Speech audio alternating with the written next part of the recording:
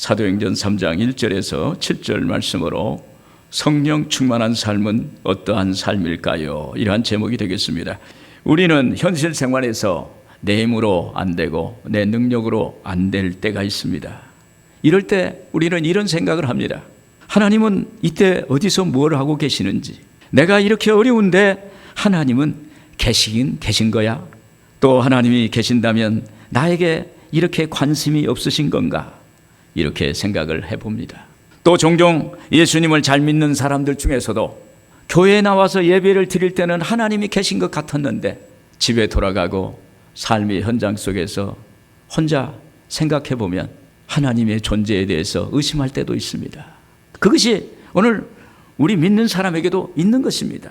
여러분, 그럼에도 하나님은 지금도 살아계시고 어제나 오늘이나 영원토록 동일하신 하나님이라는 것을 믿기를 주의 이름으로 축원을 드립니다. 오늘 본문 말씀은 이런 질문에 대해서 명확한 답을 우리에게 제시해 주시고 있는 말씀입니다.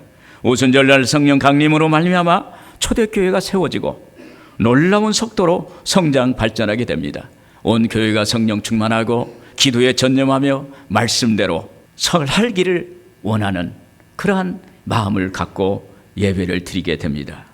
이러한 영적 분위기에서 베드로와 요한 사도도 오후 3시 기도 시간에 성전 미문 앞을 걸어가다가 나면서부터 걷지 못하는 사람을 보게 됩니다. 그에게 다가가서 우리를 보라. 그때 그 사람이 무엇을 줄까 해서 바라볼 때 베드로가 그의 팔을 잡아채면서 나사렛 예수 이름으로 걸어라, 일어나 걸어라 할 때 거기서 벌떡 일어나는 놀라운 기적이 일어난 것입니다. 이처럼 제자들이 성령 충만해지자 많은 하나님의 역사가 일어나게 됩니다.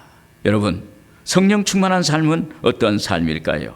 먼저 오직 기도에 힘쓰는 삶입니다. 1절에 제 기도 시간에 베드로와 요한이 성전에 올라갈새 2절 보면 나면서 못 걷게 된 이를 사람들이 메고 오니 이는 성전에 들어가는 사람들에게 구걸하기 위하여 날마다 미문이라는 성전문에 두는 자라.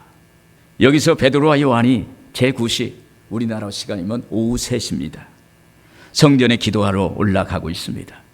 당시 예수님의 제자들은 성령 강림 사건 이후로 기도가 늘상의 삶이었어요. 늘상 기도하고 늘상 하나님께 찬양하고 하나님의 성전을 찾았습니다. 여러분, 하루에 3번씩 기도한다는 것은 그렇게 쉽지 않습니다. 사도회에는 직업이 없는 사람들은 없었습니다. 이들은 각자의 자기의 생업이 있었을 것입니다. 그럼에도 그들은 시간마다 하루에 3번씩 하나님께 나와서 기도하고 기도했던 것입니다. 왜 그들은 이렇게 기도하는 사람이 되었을까요? 그것은 예수님의 제자 120명이 열흘 동안 마가의 다락방에 모여서 예수님의 주시겠다는 하나님의 영, 예수님의 영, 성령을 기다렸어요. 성령을 간절히 구하고 구했습니다. 그 결과 그들은 성령 충만 받았어요. 그들이 성령 충만 받은 그냥 받은 게 아니에요. 예수님 안 계신 세상을 상상할 수가 없었어요. 예수님 없는 제자들은 존재할 수가 없어요. 그렇기 때문에 이 제자들은 예수님이 보내신 성령을 달라고 간절히 기도했어요. 예수님이 계셔야 되는데 예수님 대신 또 다른 보혜사 성령을 보내주시겠다고 그러니까 예수님은 하늘로 올라가시고 이 땅에 하나님의 영, 예수님의 영, 성령이 오신 줄로 믿습니다. 그러자 그들에게 지독하게 붙어있던 무능력과 좌절감과 열등의식이 더러운 귀신이 쫓겨나갔습니다. 그러자 그들의 마음속에 영적인 자유가 확 들어오는 거예요. 오늘 여러분, 영적 자유함이 여러분들의 삶을 주장하기를 주의 이름으로 축원을 드립니다. 사실 제자들이 예수님 부름받고 예수님을 3년 반 동안 따라다녔지만 예수님이 잡히실 때는 다 달아났고 수제자 베드로는 예수님을 모른다고 3번씩이나 부인을 했습니다. 도마는 주님의 부활 소식을 전해 들었지만 의심하고 그리고 주님을 부인했습니다. 그런 그들은 무능력과 좌절과 열등의식에 짓눌려서 어찌할 바를 몰랐어요. 예수님을 쫓아가야 되겠는데, 예수님 말씀대로 따라가야겠는데, 예수님대로 말씀대로 믿어야겠는데 믿어지지 않는 거예요. 할 수가 없는 거예요. 따라갈 수가 없는 거예요. 막막한 것입니다. 그러나 그들에게 하나님의 성령이 임하자 그들의 안에서 성령이 그들에게 임하시고 그들의 입에서 방언이 흘러나오고 그리고 그들을 괴롭혔던 무능력과 좌절감과 열등의식이 순식간에 사라지는 역사가 있게 된 줄로 믿습니다. 소녀 앞에서 나약해서 예수를 모른다고 3번씩 부인했던 베드로가 로마의 그 권력 앞에서 미문 앞에 그 넓은 광장에 나가서 예수를 증거하고 복음을 증거할 때 그 하루에 3,000명, 5,000명이 전도되는 놀라운 역사가 일어나게 된 줄로 믿습니다. 이렇게 그들에게 성령이 임하자 구원의 확신과 믿음이 생겼어요. 여러분, 우리가 예수 믿으면요, 내가 구원받았다는 확신이 있어야 돼요. 나는 구원받았다. 예수가 나의 구주고 예수가 나의 삶의 목자입니다. 이러한 고백을 강하게 할 수 있는 사람이 돼야 돼요. 그들의 마음속에 만족감이 생겼고 의심과 무기력이 사라지고 삶이 활기차는 역사가 나타나게 된 줄로 믿습니다. 여러분, 이와 같이 그들이 성령 충만해진 것은 기도함으로 그들의 내면에 성령의 불이 임했기 때문이에요. 성령은 불로 임하여 뜨겁게 역사하세요. 우리가 기도받을 때 뜨거움이 불이 임합니다. 불같은 성령의 역사가 나타나요. 심령에 불이 붙어요. 불이 붙으면 마음의 죄성이 불로 태워져요. 무기력도 태워지고 부정적인 것도 태워지고, 그리고 마음속에 죄성이 사라지고 죄책이 태워지는 역사가 있게 될 줄로 믿습니다. 마음의 염려 근심이 사라지는 거예요. 여러분, 성령의 불이 임하면 마음속에 염려 근심이 사라지고 내 마음의 아픔과 고통과 좌절과 절망의 상처가 치유되는 역사가 있게 될 줄로 믿습니다. 성령의 불을 받아야 돼요. 오늘 여러분, 성령의 불을 사모하세요. 그러면 하나님의 성령이 오늘 여러분들에게 임하게 될 줄로 믿습니다. 그러면 성령을 받으면요, 부정적인 사람이 긍정적이 되고, 수동적인 사람이 적극적이 되고, 비생산적인 사람이 생산적이 되고, 그런 사람이 되는 거예요. 제가 대학을 처음에는 합격을 했는데 대학을 다니다가 병이 들어가지고 휴학을 했는데 휴학이 직원이 잘못해가지고 제적이 됐어요. 제가 4년 사수를 했어요. 제가 괜찮죠? 제가 굉장히 끈질긴 사람이야. 사수를 했어. 그리고 사수하고 또 바로 군대를 갔는데, 그러고 나니까 사람이 무기력해져요. 수동적이 돼요. 이리 오라면 가고 저리 가라면 가고, 그건 잘해. 그리고 항상 이렇게 프레스돼 있어요. 눌려 있어. 왜냐하면 압박받은 민족이거든. 그냥 수험생은 압박받은 민족이에요. 어디 가 시험 치러 가니까 이제 압박으로부터 벗어났다 그러더라고요. 그런 것처럼 이 시험의 굴레에서 벗어나지 못하니까 항상 눌려 있어요. 그런데 제가 군대 제대하고 예수를 믿었어요. 바로 6개월 뒤에 성령을 받았어요. 성령 받고 나니까 불이 확 임하면서 입에서 방언이 그냥 혀가 꼬부라지면서 따라라라 하면서 그 순간에 이게 방언이구나, 이게 알더라고. 그 다음에 예수님이 나를 위해 십자가에 죽으셨어. 예수님이 나를 위해 부활하셨어. 하나님이 나의 아버지야. 아버지라고 그냥 나오는 거, 하나님 아버지. 우리 아버님은 그때는 안 믿었는데 제가 하나님 아버지라고 하니까 기분이 안 좋은 것 같아요. 우리 아버지 혼자만 아버지라고 그러는데 그런데 하나님 아버지가 나와요.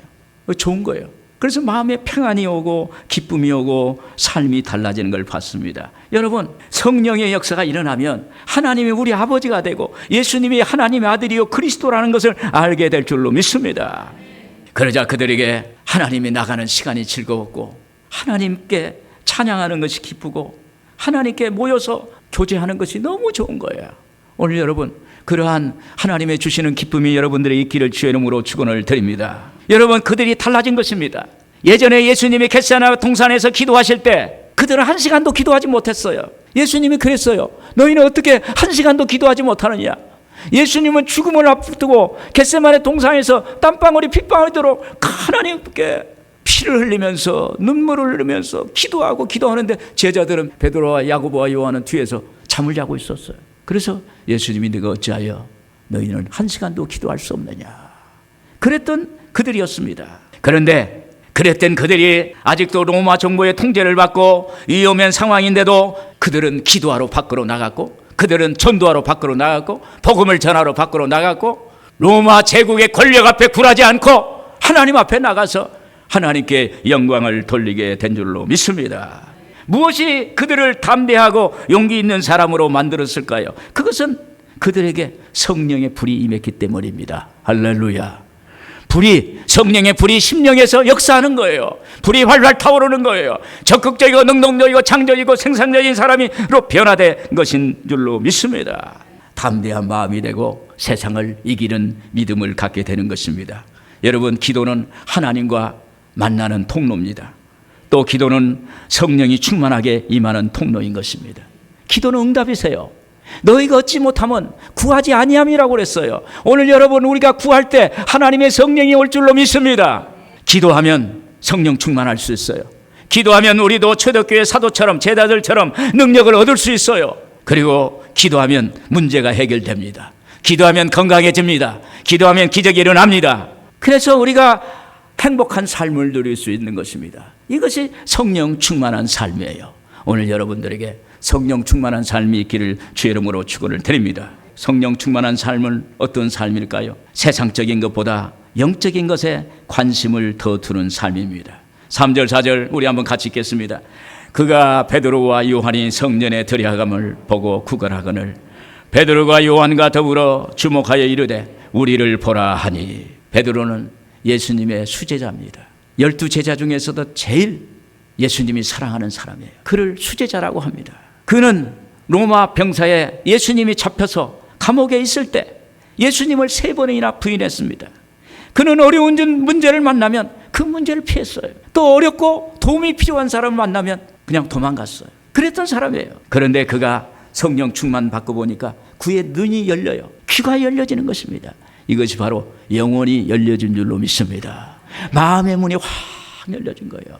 막힌 것이 없어요. 전에 성전문에 나면서부터 못 걷는 사람이 있었습니다. 그가 좀 도와달라고 손짓을 해도 모른 척 했습니다. 그냥 지나쳤어요. 그의 귀에 들리지 않았어요. 그가 고통의 몸짓을 해도 그의 눈에 보이지 않고 귀에 들리지 않았습니다. 그런데 그들이 성령 충만해지니까 그동안 그곳을 수없이 다녔는데도 보이지 않던, 나면서부터 걷지 못하던 사람이 그날따라 눈에 띄고 보인 거예요. 이제는 그가 불쌍히 여겨집니다. 뭔가 마음의 문이 열렸어요. 도와주고 싶은 마음이 동하는 거예요. 이것이 바로 성령 충만한 마음입니다. 여러분, 성령 충만하면 예수님 마음이 되는 줄로 믿습니다. 그때 베드로가 그에게 말을 겁니다. 우리를 보라, 이렇게 말을 걸어요. 그때 이 사람이 베드로와 요한을 바라봅니다. 그때 그의 시선은 베드로와 요한의 그 손을 바라보니까 뭘 줄까 이렇게 바라봤을 거예요. 그때 5절에 보시면 그랬어요. 그가 그들에게 무엇을 얻을까 하여 바라보거늘 그랬습니다. 여러분, 예수님 믿지 않으면 누구나 다 이런 반응을 합니다. 우리를 보라 하면 뭘 줄까? 왜 그래? 뭐 때문에? 이렇게 반응을 해요. 근데 여기에 베드로는 자신도 모르게 손을 내민 거예요. 그의 손을 붙잡고 이렇게 뭔가 주고 싶은 그 표정을 합니다. 여러분, 이게 성령 충만한 사람의 마음이에요. 할렐루야. 여기서 세상적인 생각과 하나님의 생각이 다르다는 것입니다. 세상적인 방식과 하나님의 방식은 달라요. 하나님은 먼저 그 사람에게 찾아오신 것입니다. 성령님이 베드로와 요한을 통해서 찾아오셨어요. 그리고 손을 내미시는 거예요. 내가 너에게 뭘 줄까? 그는 당장 먹을 것을 달라고 했을 것입니다. 그러나 하나님의 성령은, 하나님의 계획은 다른 데 있는 거예요. 먼저 그를 구원하는 거예요. 할렐루야. 먼저 병을 고쳐주시는 것입니다. 먼저 구원을 해주시고 그 다음에 병을 고쳐주시고 필요를 하나님이 공급해 주실 줄로 믿습니다. 이것이 하나님의 생각이요 하나님의 방식입니다. 하나님은 우리의 영혼을 구원하시기를 원하세요. 먼저 그 나라와 그 일을 구하라고 그랬습니다. 그리하면 이 모든 것을 너에게 주시리라고 말씀하셨습니다. 여러분, 어려운 문제가 있습니까? 건강의 문제, 생활의 문제, 자녀의 문제가 있습니까? 그때 우리가 생각해야 할 것은 하나님의 생각, 하나님의 방식을 생각해야 되는 거예요.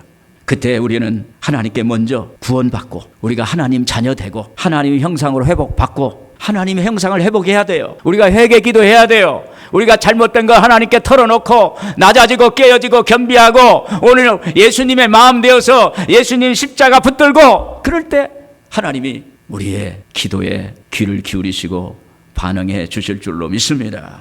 그때 베드로가 그의 손을 잡아 일으키면서 예수의 이름으로 예수의 이름을 부르는 거예요. 6절 7절 보시면 베드로가 이르되 은과 금은 내게 없거니와 내게 있는 이것을 내게 주노니 나사렛 예수 그리스도의 이름으로 일어나 걸으라 하고 그 오른손을 잡아 일으키니 팔과 발목이 곧 힘을 얻고. 여기에 베드로는 그의 손을 잡고 순간 그랬을 거예요. 이거 어떻게 하지? 이거 어떻게 할 거야? 손길 잡긴 잡았는데, 성령의 역사로 손을 잡았는데 일으키긴 일으켜야겠는데 일으켜질까? 안 일으켜질까? 아마 속에서 오만 생각이 왔다 갔다 했을 것 같아요. 그런데 그에게는 성령이 임했어요. 할렐루야. 그러면서 에라 모르겠다 양 잡아챈 거예요. 성령님 믿습니다. 잡아채니까 그 나면서 못 걷는 사람이 자기도 일어서네. 그러면서 힘이 주어지면서 벌떡 일어나는 역사가 일어난 줄로 믿습니다. 할렐루야. 우리 박수 한번 드립시다. 할렐루야. 여러분, 이렇게 그때 뭘 부르지? 예수 이름으로 불렀어요. 베드로의 자기의 이름을 부르지 않았어요. 내 힘으로 하지 않았어요. 하나님의 성령을 의지했습니다. 성령님, 저도 예전에 용인에서 이제 교회를 지었어요. 그런데 성남에 사는 80 먹은 할아버지가 엎혀서 왔어요. 교회 지은 지 1년이 됐는데 엎혀서 왔는데 왜 오셨냐고 그러니까 지금 아파가지고 못 일어난다는 거예요. 목사님을 제가 들었는데 기도해 달라는 거예요. 그래서 제가 예수를 믿냐고, 또 오늘 고침을 받을 줄로 믿냐고, 성령의 역사함을 믿냐고 그랬더니 아멘 아멘 아멘 하는 거예요. 계단, 우리가 교회가 2층이었어요. 이렇게 계단을 올라갈 수는 없잖아요.